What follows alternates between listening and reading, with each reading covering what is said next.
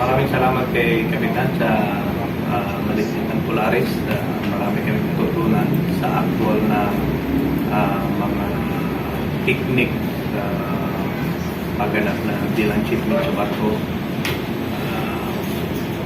Dito sa Polaris, matutunan mo talaga yung mga diskarte na kailangan mo sa barko. Kasi hindi matutunan ito sa doon lang sa barko. At least dito, ni Kapitan talaga na maayos at face-to-face kayong ituturo sa inyo.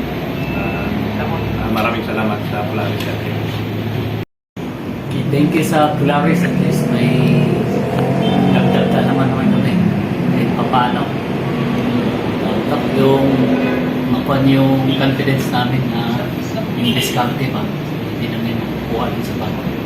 Kaya dito mo lang makukuha tapos sa Polaris yung gagawin na yung proseso, yung mga checklist na kailangan. So, salamat kay Kapitan sa pagtuwa.